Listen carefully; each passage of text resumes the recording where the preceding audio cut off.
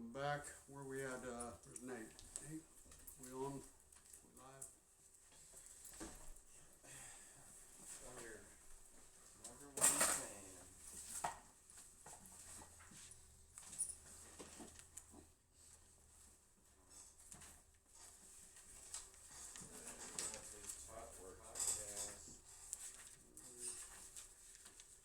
All right, so we finished up chapter to the agnostic last week, right?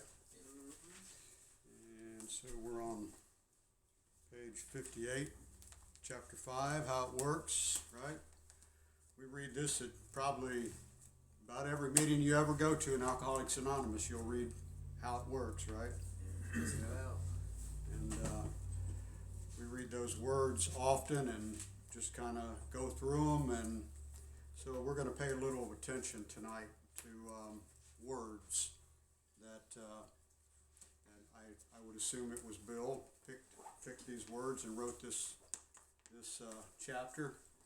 And we're going to start with how it works, chapter 5. And the first word in chapter 5 is rarely. And so I've taken the liberty to pull some definitions from some dictionaries that I have that were copywritten 30s, 37, I think one in 42, something like that. So these definitions come from dictionaries that should have been applicable to that period of time, because definitions of words do change slightly over periods of time. So rarely means almost never, seldom, almost never, rarely have we seen a person fail who has thoroughly followed our path. Thoroughly means extremely attentive to accuracy and detail, painstaking, completely and absolutely. These are pretty strong words, aren't they? I mean, think about it. It was a real solid definition, a solid idea that Bill was trying to give us, I think, in the words that he picked and how he picked them. And I think the other thing to note here is that he used the word path, right? So when you think about following someone's path, it doesn't necessarily mean that you take their individual footsteps, but you follow their path, right? So there's a path carved for recovery. Those who do not recover are people who cannot or will not completely give themselves to this simple program. And completely means lacking nothing, whole, entire, full, finished, ended, completely follow their path. Usually men and women who are constitutionally incapable of being honest with themselves. Constitutionally is in respect to mental or your emotional makeup, okay?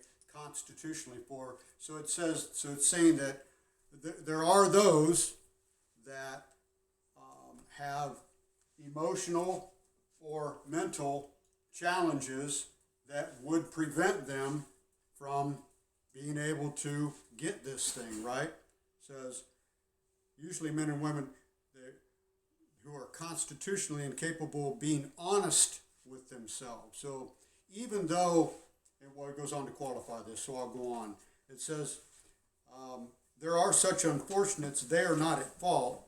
They seem to have been born that way.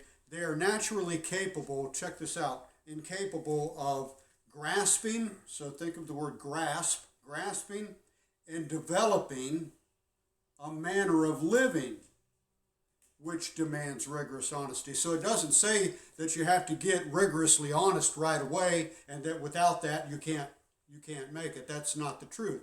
It says that we grasp and develop a manner of living, because I didn't get sober and start telling the truth all the time or start doing all the right things right away. That just wasn't my experience. I mean, hell, I think in the first year I was still running up money on a credit card that I knew that I wasn't going to be able to pay.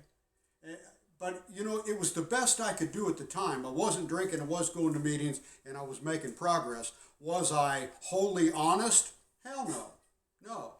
I had to grasp and develop this manner of living which demands rigorous honesty. You understand? Does that make sense?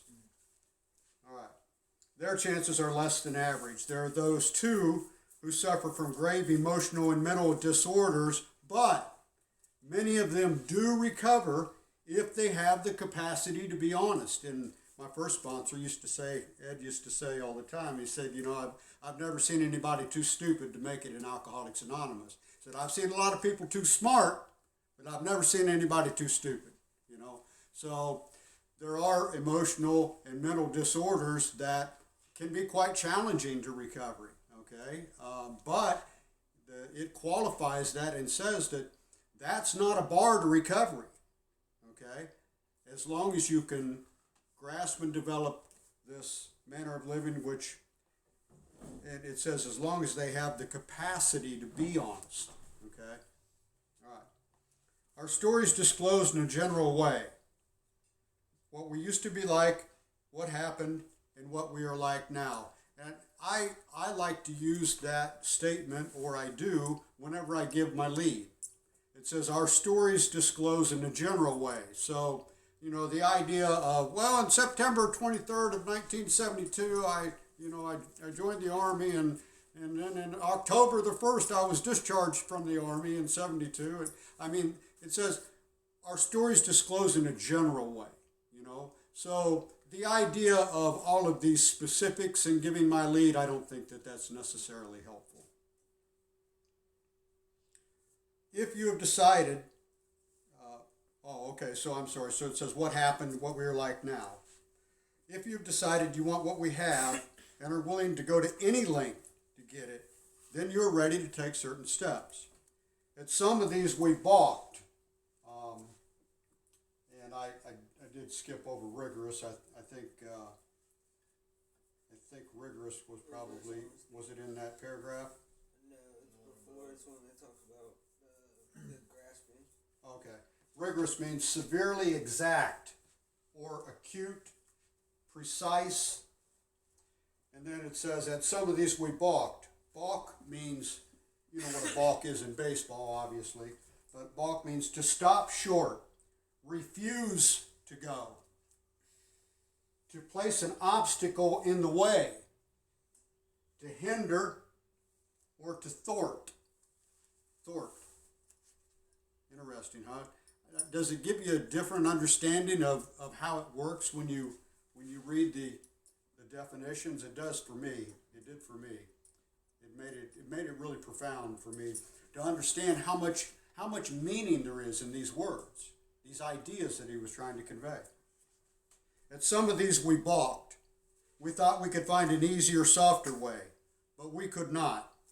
With all the earnestness at our command, we beg of you to be fearless and thorough from the very start. Some of us have tried to hold on to our old ideas, and the result was nil until we let go absolutely. So I'll go back where it says, we beg of you to be fearless. So I think fearless means that simply, I think you have to reach this point where I'm not afraid to find out what the truth is any longer. I'm willing to take a look at anything. I think that that's probably a necessity of recovery.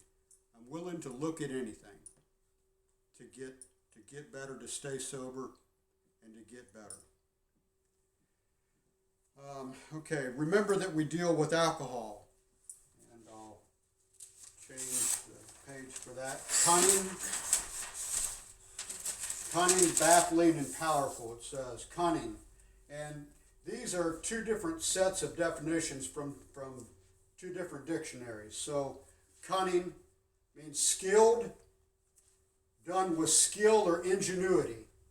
So remember, it says, remember that we deal with alcohol, done with skill or ingenuity, crafty, sly, designing, subtle, amusing, attractive, interesting. That's one set of definitions. The other dictionary states crafty, skillful, full of deceit. Okay, isn't that interesting? alcohol, full of deceit, ingenious, clever in inventing or contriving. Yeah, thank you. I can't read my own writing. Clever in inventing or contriving. Sweet, charming. I love this one. Guile, deceit. Guile, deceit. What's guile? By trickery. Somebody guile? Anybody? Beguiled to pleasantly deceive. I Okay. believe. Guile, deceit. I think guile is like, isn't it more like, I'm thinking of beguiled. yeah, what do you got? What do you got, Jake? Sly or cunning intelligence. Sly or cunning intelligence? Guile. So a lot of these words, they do a circle, right? Okay, so one relies on another, applies to the other. Guile, but I love that. Guile, deceit, by trickery. Isn't that like how alcoholism and drug addiction is? It's like you feel tricked sometimes by the drug, right? Or even by the thinking, right? Dexterity, manual skill. So then we've got baffle. So he says cunning, baffling, and powerful. Baffle.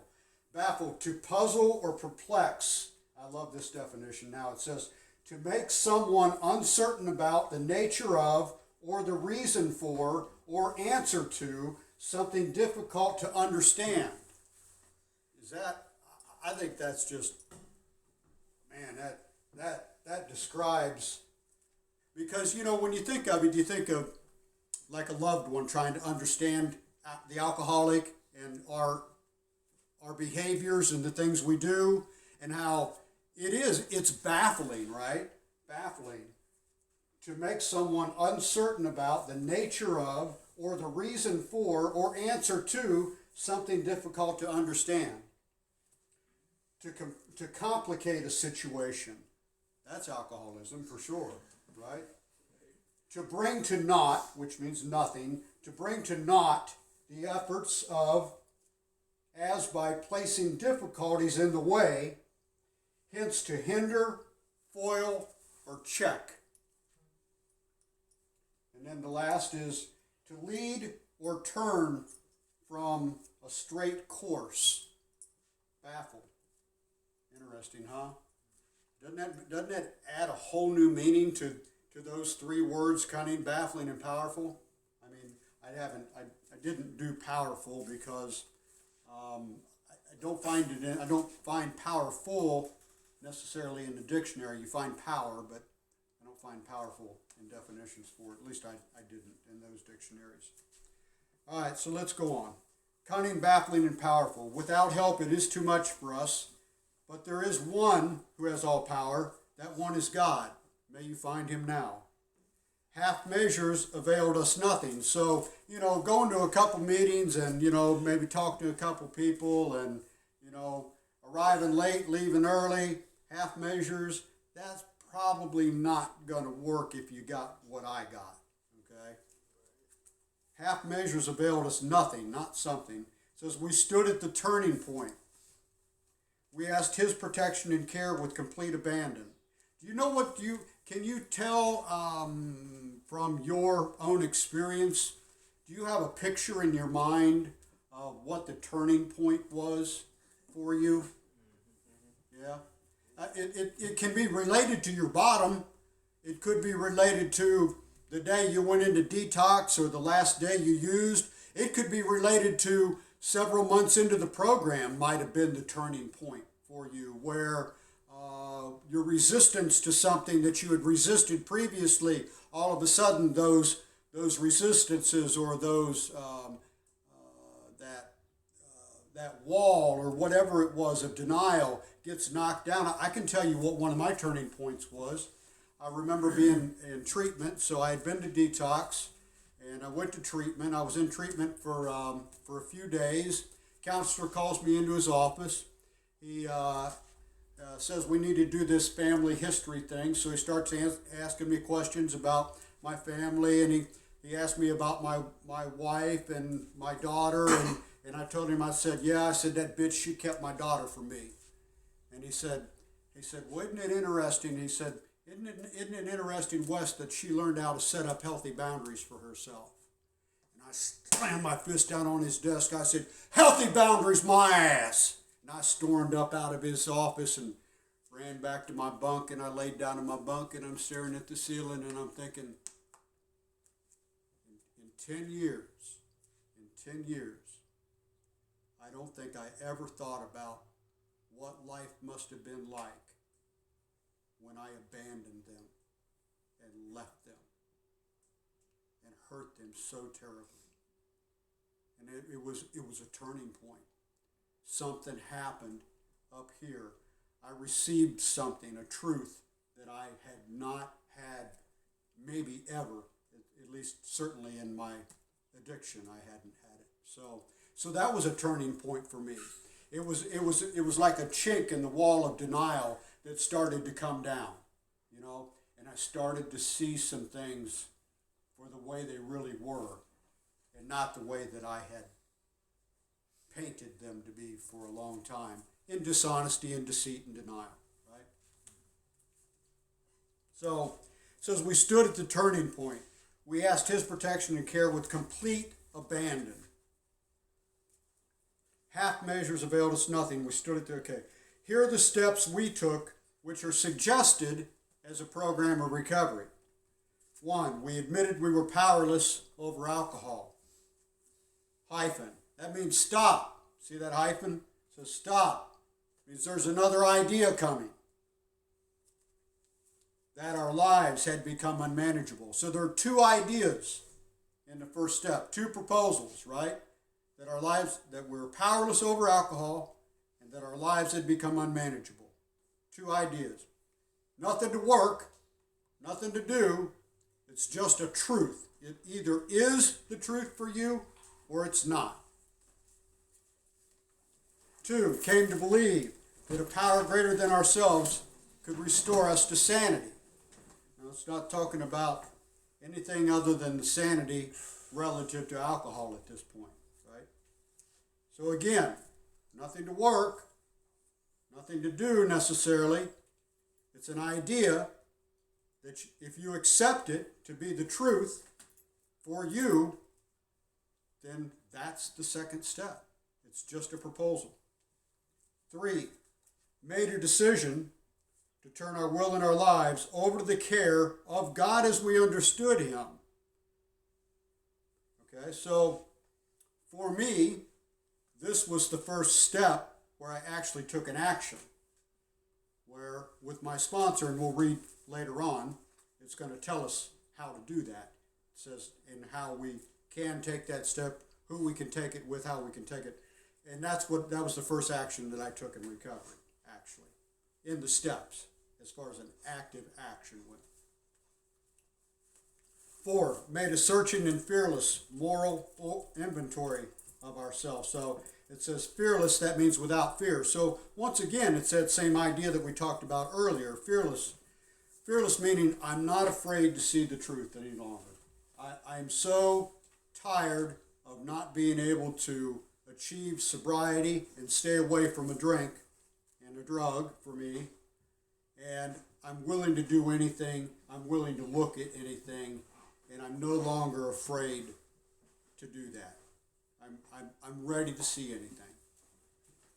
Fearless and moral inventory of ourselves. 5, admitted to God, to ourselves, and to another human being the exact nature of our wrongs. 6, we're entirely ready to have God remove all these defects of character. 7, humbly ask Him to remove our shortcomings. 8, made a list of all persons we had harmed and became willing to make amends to them all.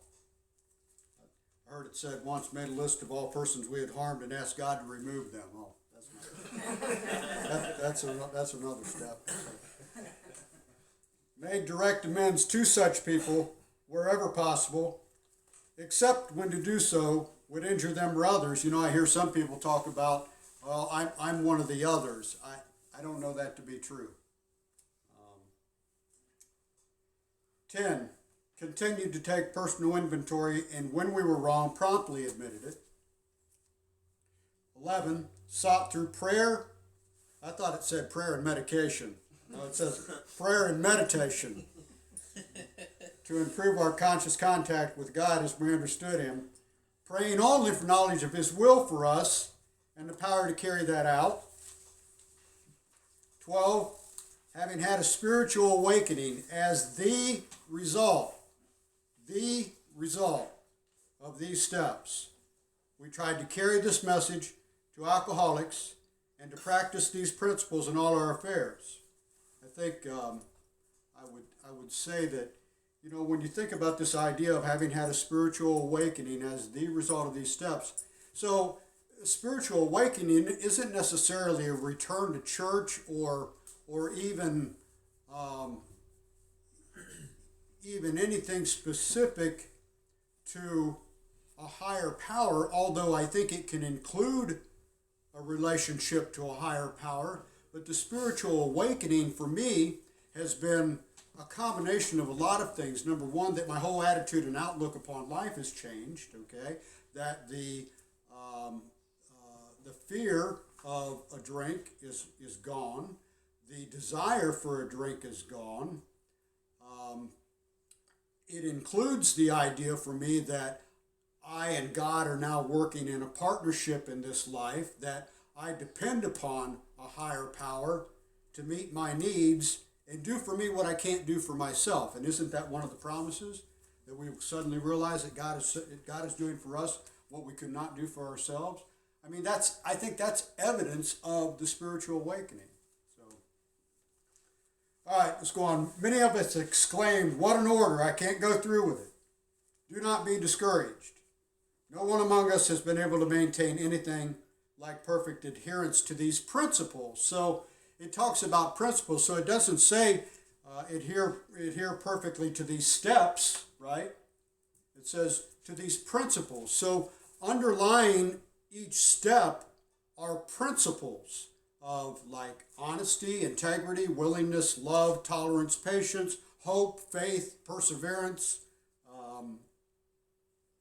Those are the humility, those love, forgiveness. Those are the principles that I apply to my life on a daily basis. And if I live by principles in my life, I'm in God's will. That's my belief. That doesn't mean that I can't make a mistake, but if I want to know what God's will is in my life, all I've got to do is live a principled life. So when I make a decision, am I making that decision from fear?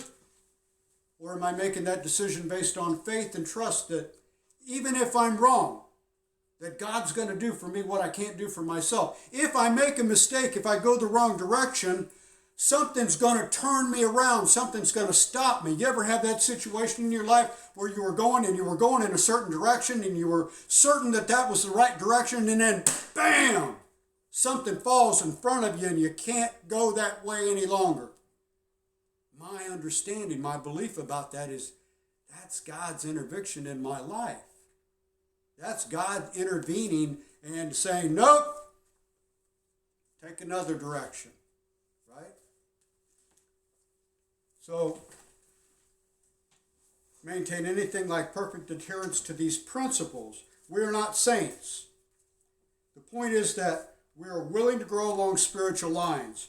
The principles that we have set down are guides to progress. Okay? Live a principled life. I think that's what this is saying. We claim spiritual progress rather than spiritual perfection. Our description of the alcoholic, where is that?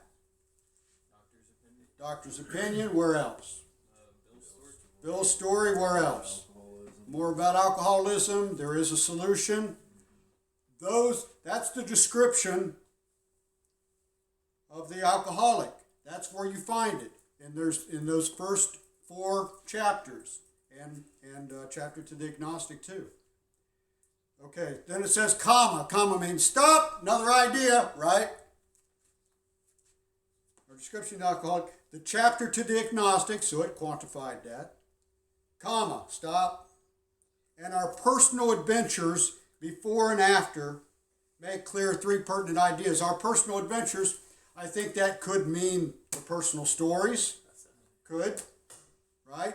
It could mean my sponsor and the guy that shared the message of recovery with me, okay? It could be our personal stories. Before and after, make clear three pertinent ideas.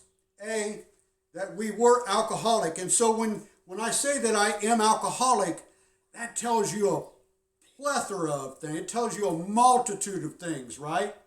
What does that tell you when I say I'm alcoholic? What does that tell you about me? That you admit that you're powerless. That I'm powerless what? Over alcohol. What else? Lifestyle? It's conveying a lifestyle, yeah. Perhaps. I think that's a little weak, though, because only reason is I'm saying that, like the book says in the beginning, it says there are people that are normal in every other way except for what? Alcoholics. Except for the real alcoholic. no, except for Comes to the drink. what happens when they take alcohol into their system, right? They're normal. It says, book says they're normal in every other way. So lifestyle could possibly not fit. But that's okay. I want these. Alcoholics are saying you're allergic. Okay, so I have an allergy to alcohol, right? Okay, so you've talked a lot about the physical stuff. Distorted. What about the Distorted thinking. go? I think Distorted thinking. I think it just signifies who you are. Okay. Sanity. Sanity, thank you. That's what I was looking for. So something. There's a peculiar mental twist, that mental phenomenon, right? That phenomenon of craving. That's talking about the physical piece, but those strange and queer mental blank spots that the book talks about. So when I say I'm alcoholic, it's not only that I have a physical allergy to alcohol, it's that I have a mental problem when it comes to thinking about the drink, right? And that's the insanity of the disease. Okay, so there's another piece to this, and it can pertain more to lifestyle than the other two. And what's the third piece that you know about me if I say I'm alcoholic? Unmanageability. So what can that relate to? The spiritual malady. Thank you. So let's go back to irritable and discontented. Let's go to psychic change, emotional outlook. So the spiritual, not material, relating to moral feelings, spirit, non-physical part of a person. So it's not quite what I'm looking for.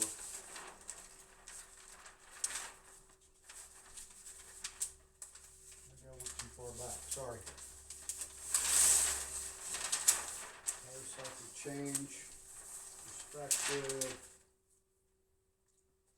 Okay, so this is kind of it. The spiritual malady.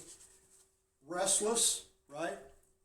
Impatient, fidgety, nervous, uneasy in the mind or spirit. Always active or in motion, eager for change. Irritable, easily annoyed, readily. So when I say that I'm alcoholic, it tells you a lot of things about me, right? A, that we were alcoholic and could not manage our own lives. Okay? Or manage well. B, that probably, I should have included probably in our definitions. Go ahead, Jacob, you can look it up. Probably no human power could have relieved our alcoholism. And C, that this is a promise. God could and would if he were sought. Probably. Almost certainly. Almost certainly. Okay. So almost certainly no human power could have relieved our alcoholism. You know, if any human power could have relieved my alcoholism, I'll tell you what, I had 23 judges that tried, you know. Ex-wives, children, you know, my uncle, God love him, he was like a father to me. God, if anybody could have taken this from him, my uncle would have, he'd have done anything. All right, A, B, and C. That's the ABCs. Do you look at ABC of how it works a little differently now? Yeah, I do. All right, next words. I love this. My sponsor relates to this all the time. Rich always says, being convinced. We were at step 3. So, what do you think? What does being convinced mean then? Admitting what? You were sure the first 2 steps. And you accept those ideas. So the first two proposals they're truth for you. They are fact. They apply. They are valid. This is me. Okay. Being convinced. We were at step 3, which is that we decided to turn our will and our life over to God as we understood Him. Just what do we mean by that? And just what do we do? The first requirement is that we be convinced that any life run on self-will can hardly be a success. On that basis, we are almost always in collision with something or somebody, even though our motives are good. Most people try to live by self-propulsion. Each person is like an actor who wants to run the whole show, is forever trying to arrange the lights, the ballet, the scenery, and the rest of the players in his own way. If his arrangement would only stay put, if only people would do as he wished, the show would be great. I remember having that thought constantly with my second wife and my second marriage and the boys. Before I got sober this time, I thought, if she would just do what I tell her to do, we'd all get along fine. Everything would work out. If she'd just do what I told her to do, Nobody ever follows what I say to do, right? Everything would be fun. The show would be great. Everybody, including himself, would be pleased. Life would be wonderful. In trying to make these arrangements, our actor may sometimes be quite virtuous. He may be kind, considerate, patient, generous, even modest and self-sacrificing. On the other hand, he may be mean, egotistical, selfish, and dishonest. But, as with most humans, he is more likely to have varied traits. What usually happens? The show doesn't come off well. He begins to think that life doesn't treat him right. What's that? He begins to think that life doesn't treat him right. Huh?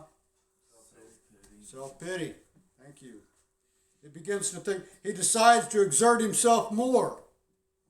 He becomes on the next occasion still more demanding or gracious, as the case may be. Still the play does not suit him. Admitting he may be somewhat at fault, he is sure that other people are more to blame. He becomes angry, indignant, self-pitying. What is his basic trouble?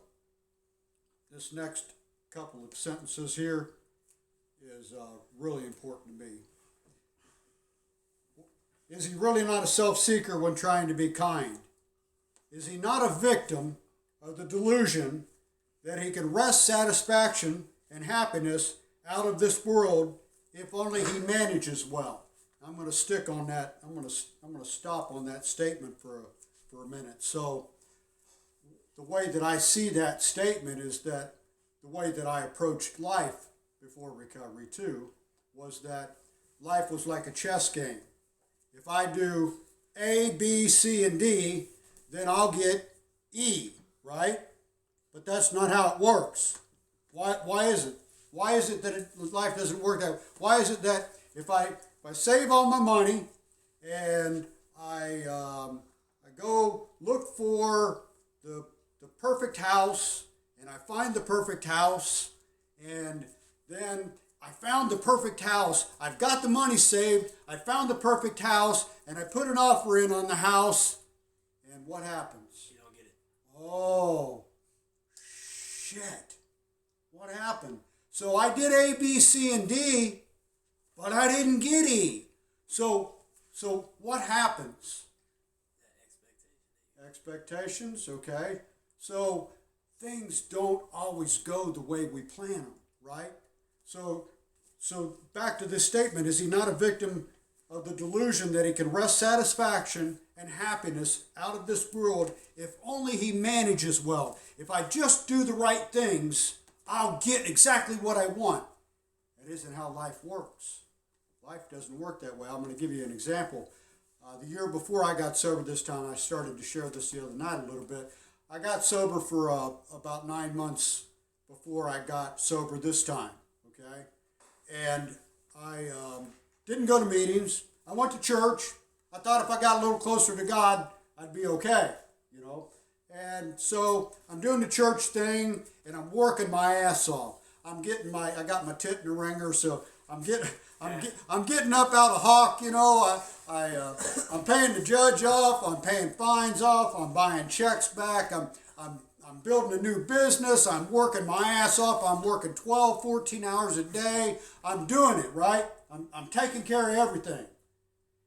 And what I wasn't taking care of is this, okay, the stuff on the inside.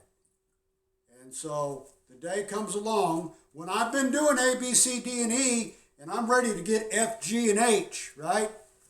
And the day comes along, I take a job, some mistakes are made. Don't know if they were my mistakes, the contractor's mistakes. I don't know whose mistakes they were. I took about a $3,000 hit. I thought to myself, damn it to hell. Here I'm doing all the right things, and here I get screwed again. My wife's going to New York to visit her father. It's Thanksgiving. I'm thinking on the way home that night, fuck it. I'm going to get a 12-pack. Now I know what happened the last time. I know I went off the deep end. I ain't going to do that this time. I'm just going to get a 12-pack. 6 months later, that relapse lasted. 6 months. I didn't come up for air. Okay? So what I'm saying is that that's that piece that I suffered from, that delusion that I could wrest satisfaction and happiness out of this world if only I managed well. What I was unable to do is allow for the possibility that God could do for me what I couldn't do for myself. That's the piece that was missing. Because instead of, when that happened, instead of going to God and saying, God, I don't know why this happened, but I know there's a reason for it. And I know you're in charge, and I know that you want what's best for me in my life. And I'm going to rely on you. And I can't remember, we talked about in chapter 2 the agnostic last month, we talked about, isn't visual proof the weakest proof? Okay? So I didn't allow for the possibility that something better could have come from that. Because what I do, I started drinking. So all of the good options were off of the table at that point, right? Yeah. So I went ahead and destroyed everything that I had built in that last 9 months, and then some, which brought me to this recovery, to this one here, on May 17th, 98, right? So that's the best way that I can relate that sentence. It's a really important sentence for me. All right. So is it not evident to all the rest of the players that these are the things he wants? And do not his actions make each of them wish to retaliate, snatching all they can get out of the show? Is he not, even in his best moments, a producer of confusion rather than harmony? Our actor is self-centered, egocentric, as people like to call it nowadays. He is like the retired businessman who lolls in the Florida sunshine in the winter, complaining of the sad state of the nation, the minister who sighs over the sins of the 20th century, the politicians and reformers who are all sure all would be utopia if the rest of the world would only behave. That sounds familiar, doesn't it? That sounds like a sentiment that you hear today, right? The outlaw safecracker who thinks society has wronged him, and the alcoholic who has lost all and is locked up. Whatever our protestations, are not most of us concerned with ourselves, our resentments, or our self-pity? Yeah, I'm worried about me. I don't know that I've ever worried about you until I came to recovery. I wasn't worried about you. Yeah, I was worried about paying my mortgage. Self-centered fear, right? I wasn't worried about paying yours. Selfishness, self-centeredness, that we think is the root of our troubles. Driven by 100 forms of fear, self-delusion, self-seeking, and self-pity, we step on the toes of our fellows and they retaliate. Sometimes they hurt us, seemingly without provocation. But we invariably find that at some time in the past we have made decisions based on self which later placed us in a position to be hurt. So our troubles, we think, are basically of our own making. They arise out of ourselves, and the alcoholic is an extreme example of self-will run riot, though he usually does not think so. Above everything, we alcoholics must be rid of this selfishness. We must, or it kills us. I think it's interesting that it doesn't make the statement about of being rid of alcohol or it kills us. That's a really powerful statement that we must be rid of this selfishness. We must, or it kills us. Interesting, huh? Did you ever think selfishness would kill you? Interesting. God makes that possible. And there often seems no way of entirely getting rid of self without his aid. Many of us had moral and philosophical convictions galore, but we could not live up to them even though we would have liked to. Neither could we reduce our self-centeredness much by wishing or trying on our own power. We had to have God's help.